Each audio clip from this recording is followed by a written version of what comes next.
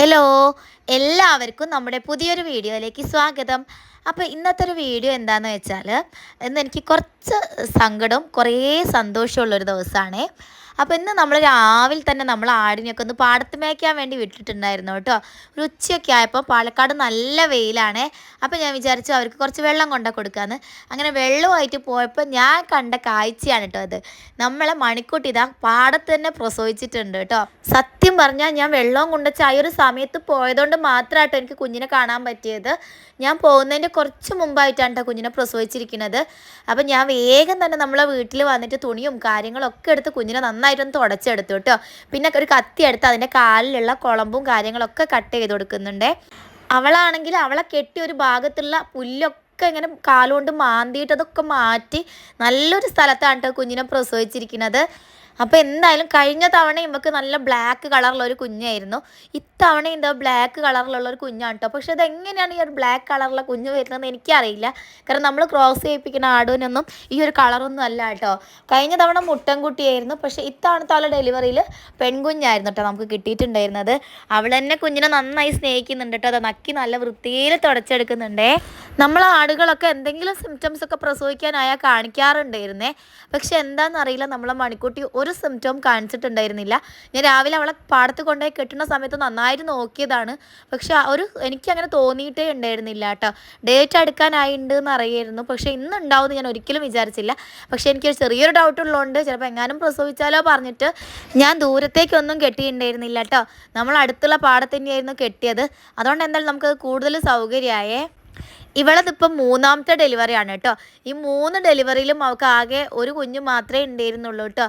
ബാക്കി എല്ലാ ആടുകൾക്കും 2 3 കുഞ്ഞുങ്ങളൊക്കെ ഉണ്ടെങ്കിലും ഇവൾ ഇതുവരെ നമുക്ക് ഒരു കുഞ്ഞിനെ മാത്രമേ തന്നിട്ടുള്ളൂ. പക്ഷേ ഇത്തവണ ഞാൻ എന്തായാലും 2 കുഞ്ഞുണ്ടാവുമെന്ന് പ്രതീക്ഷിച്ചതാണ്. പക്ഷേ ഇത്തവണയും നമുക്ക് ഒരു കുഞ്ഞ് തന്നെ ഉണ്ടായിരുന്നുള്ളൂ കേട്ടോ. നമ്മൾ കുറച്ച് സമയം അവിടെ വെയിറ്റ് ചെയ്തിട്ടോ, ഇനി ഒരു കുഞ്ഞും കൂടി ചിലപ്പോൾ ഉണ്ടെങ്കിലോ എന്നൊക്കെ വിചാരിച്ചിട്ട്. പക്ഷേ ഉണ്ടായിരുന്നില്ല കേട്ടോ. ഒരു കുഞ്ഞ് തന്നെ ഉണ്ടായിരുന്നുള്ളൂ. ഈ ഒരു പെൺകുഞ്ഞ് മാത്രമേ ഉണ്ടായിരുന്നുള്ളൂ കേട്ടോ. ഞാൻ വീഡിയോൻ്റെ തുടക്കത്തിൽ പറഞ്ഞിട്ടുണ്ടായിരുന്നു എനിക്ക് കുറച്ച് സങ്കടം കുറേ സന്തോഷമുള്ള ദിവസം എന്ന്.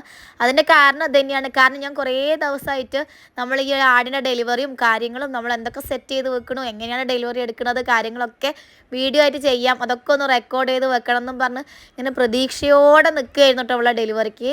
പക്ഷേ അപ്രതീക്ഷിതമായിട്ടാണ് എൻ്റെ പ്രതീക്ഷകൾക്കൊക്കെ മങ്ങലേൽപ്പിച്ചുകൊണ്ട് നമ്മൾ കാണാണ്ട് തന്നെ അവൾ പ്രസവിച്ചത് കേട്ടോ. അപ്പോൾ എനിക്ക് വീഡിയോസും കാര്യങ്ങളും പ്രസവിക്കുന്നതിൻ്റെ ഒന്നും എടുക്കാൻ പറ്റിയില്ല.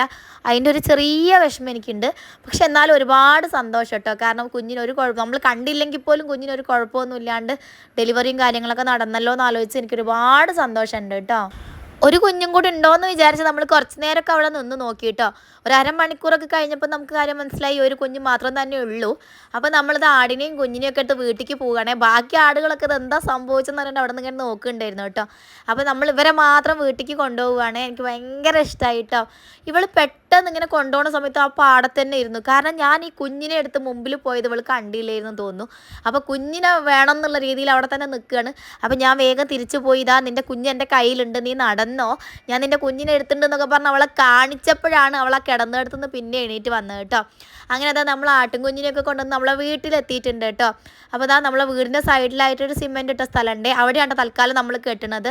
കാരണം നമുക്ക് കൂട്ടിലേക്ക് കെട്ടാനുള്ള സൗകര്യമില്ല. കാരണം കുഞ്ഞാടായതുകൊണ്ട് കുഞ്ഞു മക്കളെ കാല് കൂടിൻ്റെ പലകേനുള്ളിലൊക്കെ പെടും കേട്ടോ. അപ്പോൾ എന്തായാലും പ്രസവിച്ചല്ലേ, അപ്പോൾ ഞാൻ അവൾക്ക് വേഗം തന്നെ ദാഹിക്കുന്നു എന്ന് വിചാരിച്ചിട്ട് വേഗം തന്നെ കഞ്ഞിയും കാര്യങ്ങളൊക്കെ സെറ്റായി കൊടുത്തു.